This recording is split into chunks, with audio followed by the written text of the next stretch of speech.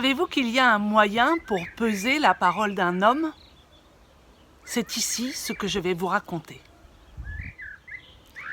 Un jour, un homme s'approche de Socrate et lui dit « Hé, Socrate, viens voir là, j'ai quelque chose à te dire. C'est à propos de ton ami, tu sais, celui que tu dis être très proche de toi. J'ai des choses à te dire. » Socrate observe l'homme et lui pose cette question. « Je veux bien accueillir tes propos, l'homme, mais veux-tu, s'il te plaît, me faire le plaisir de répondre à 3 de mes interrogations ?» L'homme acquiesce et Socrate commence. « Voici donc ma première question. Peux-tu me dire si ce que tu as à me confier sur cet ami qui est si proche de moi a un quelconque caractère de vérité? » Vrai, Socrate?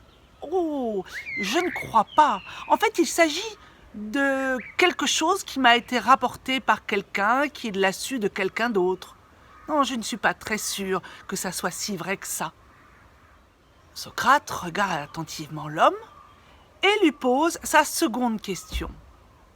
Dis-moi, camarade, est-ce que ce que tu as à me dire sur cet ami qui est si proche de moi a un caractère d'utilité?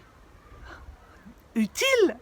Non, non, non, non, pas vraiment utile, non. C'était juste comme ça, juste pour bavarder. Bien, je vois, dit Socrate. Voici donc ma troisième question. Est-ce que ce que je dois entendre sur mon ami qui est si proche de moi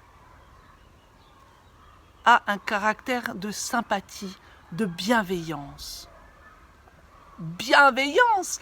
Ah non! Bien sûr que non! Aucune bienveillance! Juste, nous devions rire ensemble, sourire de la situation, avoir un regard amusé sur ton ami. Bien, je vois, dit Socrate. Ce que tu as à me dire sur mon ami n'est ni vrai, ni utile, ni bienveillant. Alors je regrette, mais je n'ai aucun intérêt à t'écouter. Lorsqu'une parole circule, il y a toujours une bouche et des oreilles. Alors, si vous ne voulez pas être complice d'une parole qui n'est ni vraie, ni utile, ni bienveillante, ne prêtez pas vos oreilles.